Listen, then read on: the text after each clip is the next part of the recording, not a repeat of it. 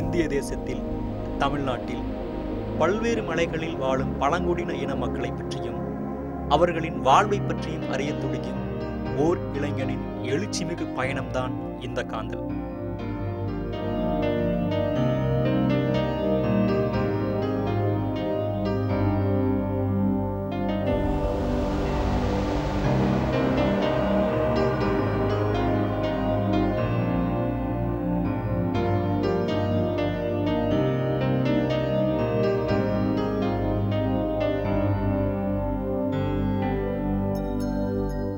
தென் தமிழகத்தில் கன்னியாகுமரி மாவட்டத்தில் வாழும் காணிஸ் இன மக்களை தேடிச் செல்கிறது எனது பயணம்.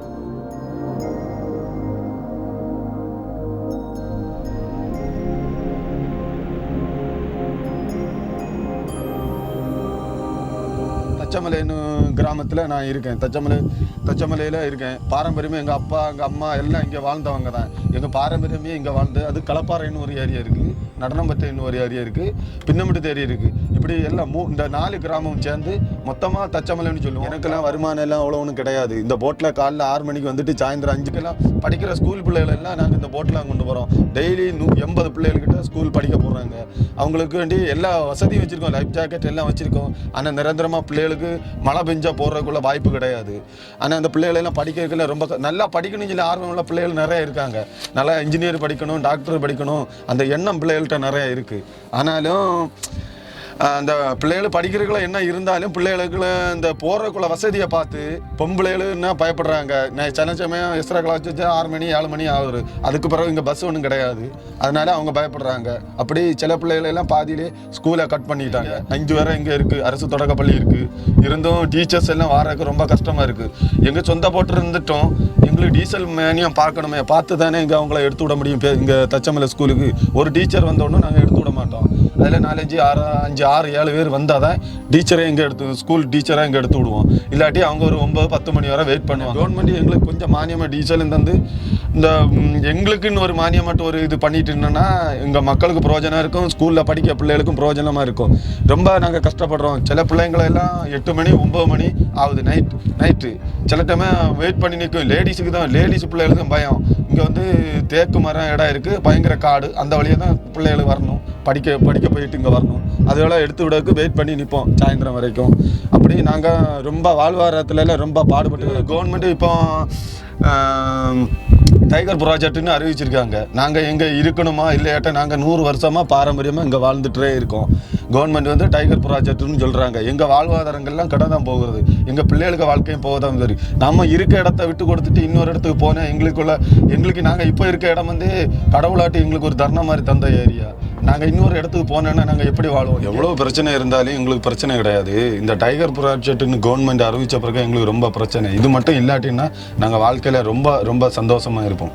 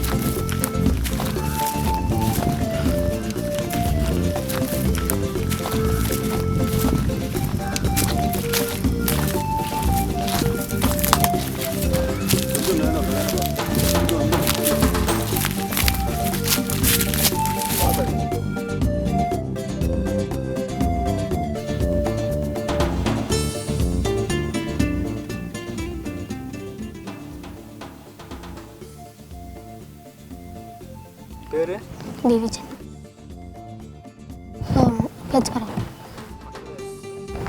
தூரத்தில். இங்கேருந்து கீழே இறங்கி அங்கே போட்டு நிற்கும். போட்டில் ஏறி அந்த கரையில் அந்த கரையிலேருந்து 2 கிலோமீட்டர் நடந்து ஸ்கூலுக்கு போயிட்டு அடுத்து அங்கேருந்து நடந்து போட்டில் ஏறி இங்கே வீட்டுக்கு. மழை பெஞ்சிச்சுன்னா இந்த கொடை ஒன்றும் இல்லை, மழை நனையும். வேகல்ல மழை நனையும். இது கரண்ட் இல்லை, சோலாரில்.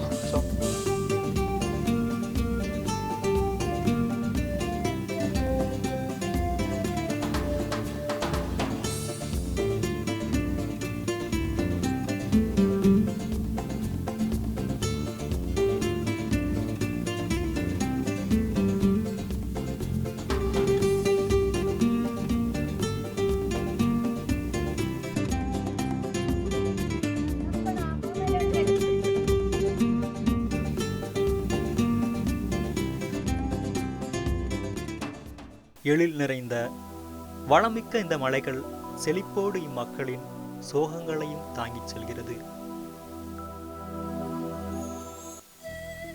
என் பேர் ஜெயந்தி முருகன், தச்சமலை. இந்த இடத்துக்கு பேர்.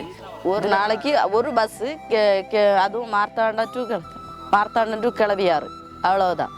அது இங்கே காலையில் 5 மணிக்கு, பின்னே மத்தியானம் 1 மணிக்கு வரும்.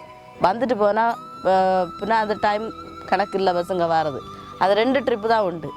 பின்ன அந்த வேற உள்ள மக்களுக்கு கர்ப்பிணி பெண்களானாலும் சரி, ப்ரைவேட்டு உள்ள ஆட்களாக இருந்தாலும் சரி, போகிறதுக்கு ரொம்ப கஷ்டம்.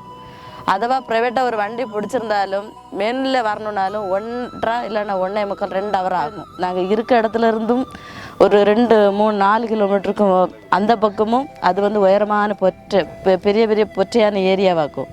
அது பின்னமுட்டு ஏரி, களப்பாறைங்கிற 2 ஊர் உண்டு, நடனம்பட்டுங்கிற 3 ஏரியா உண்டு.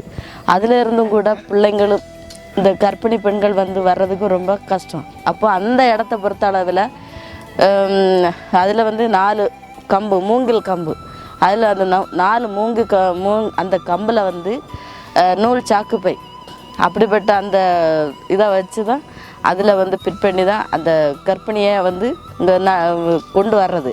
ஆனால் தூக்கி தான் கொண்டு வரணும். அதுவும் 4 பேரை தான் தூக்கி கொண்டு வர முடியும்.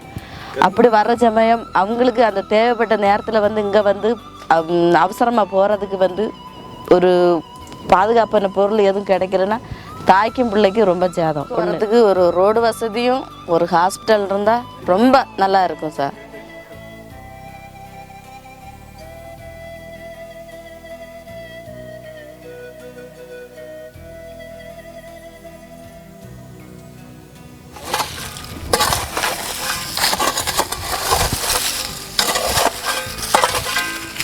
வாழை நாங்கள் பாரம்பரியமாக சாகுபடி பண்ணுறோம். வாழை, மரவள்ளி கிழங்கு, மிளகு, அப்புறம் கமுகு, தெங்கு, ரப்பரு எல்லாமே நாங்கள் சாகுபடி பண்ணிட்டு தான் இருக்கோம். இது எங்களுடைய பூர்வீக சொந்த இடம். பாரம்பரியமாக செய்கிற தொழில். நாங்கள் இப்போ சமீபமாக கொஞ்சம் ஒரு 10-20 வருஷமாக இது பண்ணிகிட்ருக்கோம்.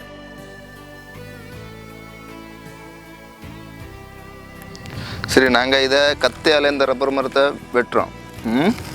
இந்த மாதிரி வெட்டி அந்த கரை இந்த சிரட்டையில் விழுந்துடும்.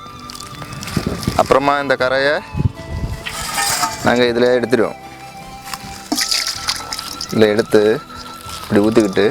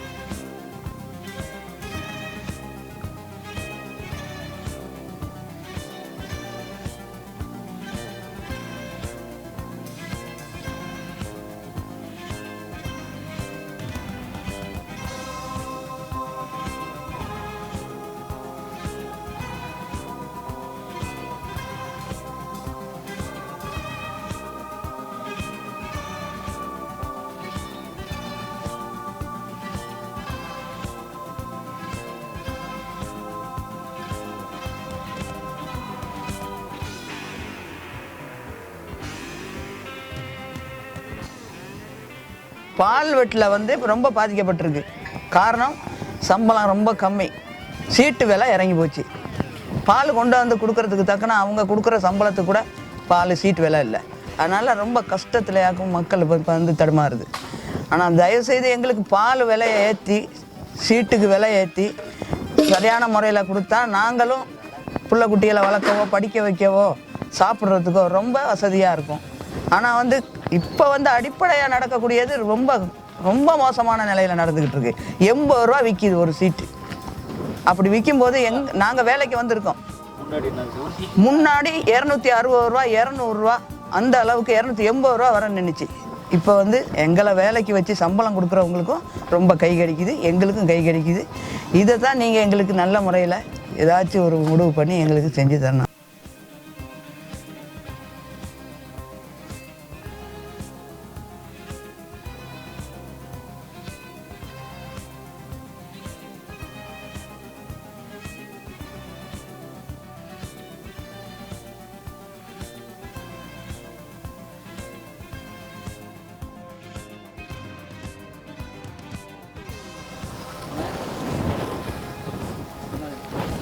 இது வந்துட்டு நல்ல மிளகு நாங்கள் நாங்கள் தான் உற்பத்தி ஆக்குது. நட்டு வளர்த்தி இதை வளர்த்தி பறிச்சதுக்கு வந்துட்டு 600, 650, 700 ரூபா சம்பளம் ஒரு ஆளுக்கு. இங்கே விற்கிறது வந்துட்டு 610 ரூபா இப்போ விற்குது 1 கிலோ மிளகுக்கு. நல்ல மிளகு உணக்கி இருப்போம். ஒரு 3 நாளத்துக்கு இது வெயிலத்து காயணும். இங்கே இருக்க நல்ல மிளகு வந்துட்டு இயற்கை உரங்க மலையில் நாங்கள் நட்டு வளர்த்தது. நல்ல சத்தியும் காரம் உள்ள மிளகாகும், நல்ல மிளகாகும். நல்ல மிளகு வச்சா இதில் காரம் கூடிய நல்ல மிளகாகும். இது எங்கள் வீடாகும். மூங்கிலிட்டு மூங்கில் கொத்தி தையலிட்டு நாங்கள் கட்டி வச்சுக்கிறது. காற்றுக்கோ மழைக்கோ ஒன்றுக்கும் இது பயிரண்டாம். இது சுத்தமான இது. காற்று கொண்டாலும் சரி, வெயில் அடித்தாலும் சரி, என்ன அடித்தாலும் நல்லா இருக்கும். காற்று நம்ம அகம் கடந்தாலும் உறக்கத்துக்கெல்லாம் சுகமாக காற்று கொள்ளும்.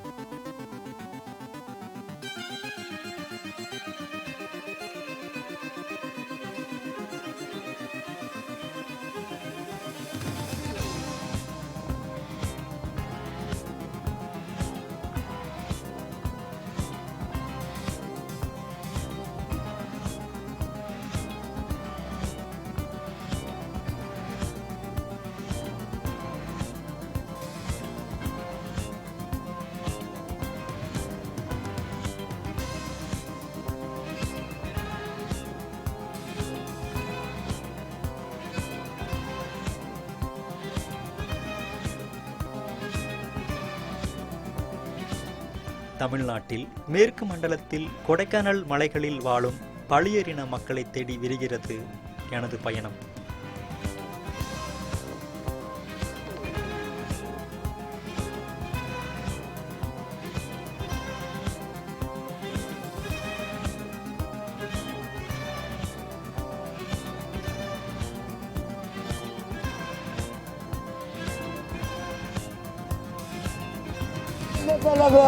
திருக்கிறோமுங்க. இது 600 வருஷம் ஆச்சு. ஆமாம், எங்களுக்கு இதுதான் வேலை.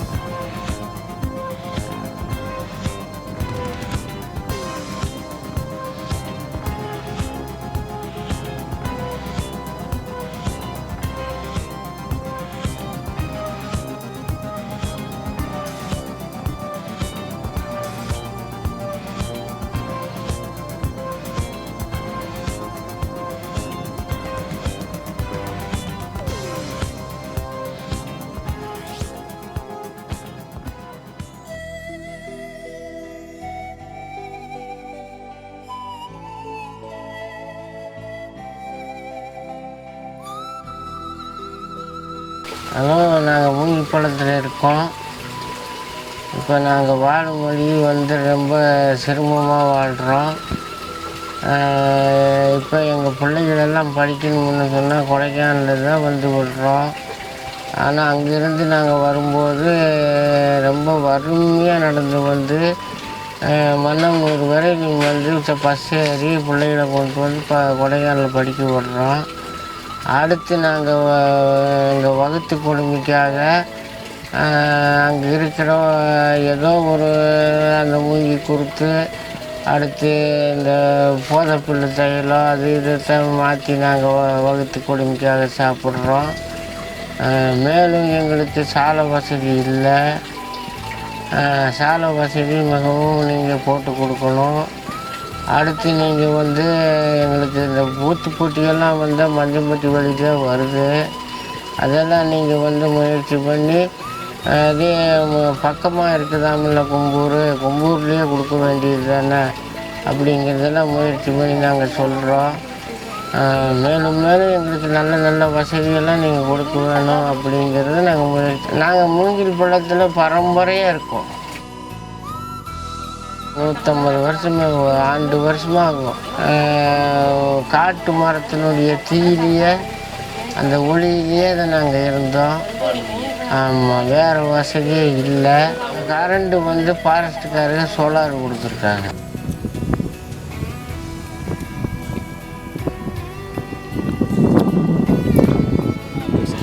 எங்களுக்கு வந்து எந்த வசதியும் இல்லை.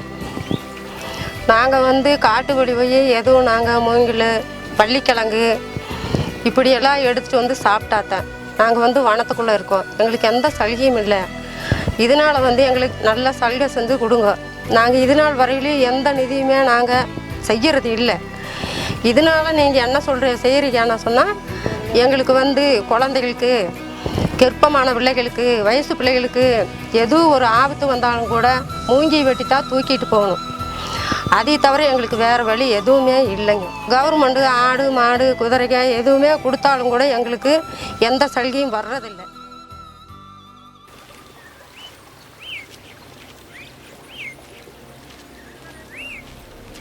இந்த ஊரில் தான் நாங்கள் ரொம்ப நாளாக இருக்கோம். நான் இங்கே மலையிலேருந்து 3-4 கிலோமீட்டர் கீழே போய் தான் படிக்கணும். கீழே போனாலுமே அங்கே டவுன்லேருந்து ஒரு 5-6 கிலோமீட்டர் தள்ளி போய் படிக்க வேண்டியது இருந்தது. ரொம்ப கஷ்டமாக இருந்தது. என்னை போலவே எங்கள் கூட வந்த பிள்ளைங்கள்லாம் ரொம்ப கஷ்டப்பட்டு தான் படித்தோம். அந்த ஸ்கூலில் பார்த்தீங்கன்னா 10ஆவதுக்கு மேலே இல்லை. 10ஆவது வரைக்கும் நானும் 10ஆவது தான் படித்தேன். நான் 10ஆவது 410 மார்க் எடுத்தேன். எனக்கு டிப்ளமோ படிக்கணும், அதில் மெக்கானிக்கல் படிக்கணும் அப்படின்னு நல்லா ஆசை. ஆனால் முடியல, வசதிகள் இல்லாதனால பக்கத்துல ஸ்கூல் இல்லாதனால மேற்கொண்டு படிக்கிறது ரொம்ப கஷ்டமாகி போச்சு. அதே கூலி வேலை பார்த்துக்கிட்டு இங்கே தான் இருக்கிறோம். என்னை போல நிறைய பேர் நல்லா படிச்சுட்டு 10ஆவதுல பொம்பளை பிள்ளைங்க ஆம்பளை பையன் நிறைய பேர் படித்தோம். இப்போ எல்லாருமே கஷ்டப்பட்டு தான் இருக்காங்க. நீங்கள் ஏதாவது பார்த்து உதவி பண்ணிங்கன்னா நல்லா இருக்கும். அடுத்து மேற்கொண்டு பண்ணுறது.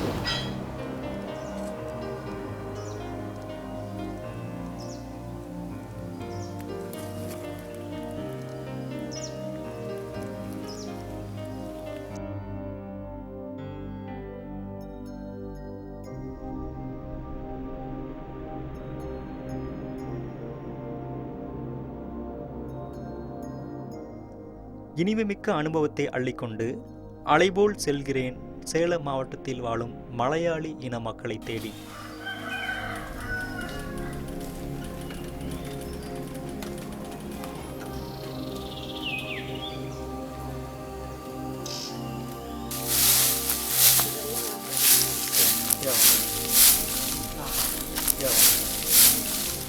மூங்கில் மரத்தை வந்து கீரை விழுந்து இது வேஸ்ட்டாக தானே போகுது.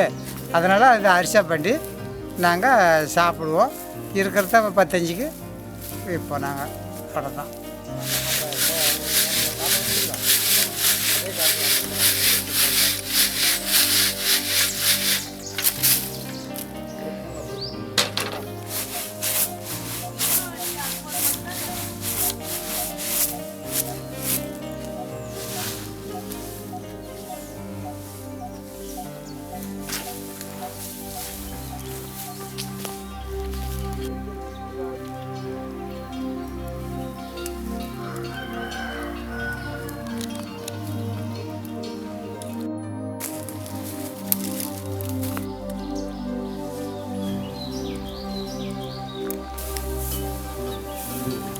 இது வந்து ஒரு 4-5 தலைக்கட்டு அப்படின்னா ஒரு 500 வருஷத்துக்கு முன்னாடி இங்கே இருக்கிறோம். நாங்கள் மலைவாசி. 100 நாள் வேலை எல்லா கிராமத்தில் இருக்குது. ஆனால் எங்களுக்கு இல்லை. நாங்கள் எழுதி ஏற்கனவே கேட்டோம். எங்களுக்கு வந்து அந்த 100 நாள் வேலை கிடைக்கல. நாங்களும் எத்தனை 2 வருஷம் 3 வருஷம் கேட்டு பார்த்துட்டோம். இது வரைக்குமே அந்த 100 நாள் வேலை எங்களுக்கு கிடைக்கல. வேலை இல்லாத கஷ்டம்தான். ஏதோ 2 நாளைக்கு 3 நாளைக்கு போவோம். ஏதோ கிடைக்கிற வேலையை வச்சு அப்படியே அட்ஜஸ்ட் பண்ணி போகிறது தான்.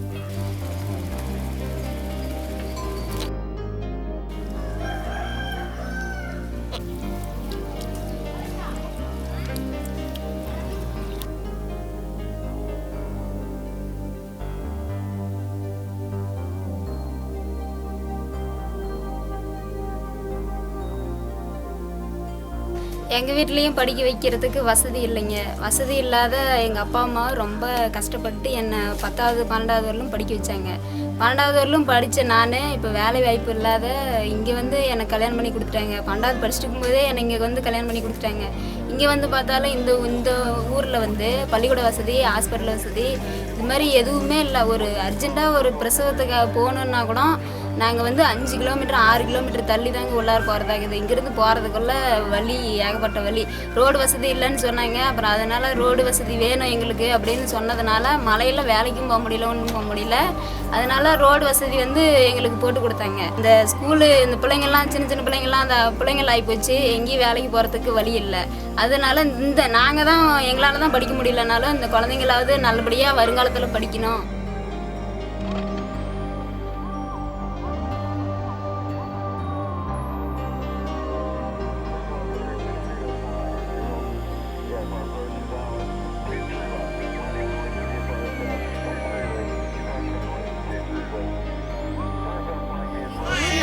பஸ் வசதி அதிகமாக இல்லை. இங்கே வந்து வேலைக்கு போகணுன்னா நடந்தே தான் போகணும். மெயின்ஸுக்கு போகணும், ரொம்ப தூரம் போகணும்.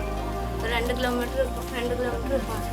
நடந்தே தான் போகணும். அதேமாரி கடைக்கு போகணுன்னாலும் தூரமாக தான் போகணும், நடந்து தான் போகணும். பஸ் வசதி இங்கே இல்லை. ஒரே பூங்காவுக்கு போனால் தான் நடந்தே போகணும். வந்து பயம், எருமை காட்டு எருமை இந்த மாதிரிலாம் தடத்தில் இருக்குது. ஸ்கூல் பிரச்சனை இருக்குது. ஸ்கூலில் வந்து இந்த பால்வாடி ஸ்கூல் மட்டும் இருந்தால் கூட நாங்கள் 3 மணி வரைக்கும் கூட வேலைக்கு போகலாம். வெளியில் காட்டு வேலைக்கு போகிறதுனா கூட பிள்ளைங்களை விட்டுட்டு போகிறதுக்கு கொஞ்சம் எங்களுக்கு வசதியாக இருக்கும் அந்த ஸ்கூல்.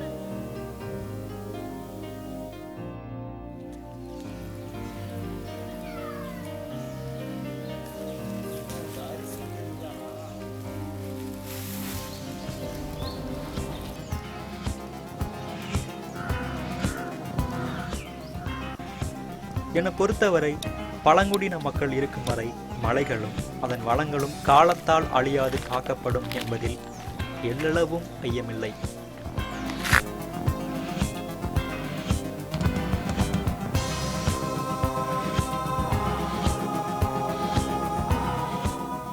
நான் கண்டவைகளில் கசப்புகளை நீக்கிவிட்டு இனிப்பான காட்சிகளை பதிவு செய்தேன்.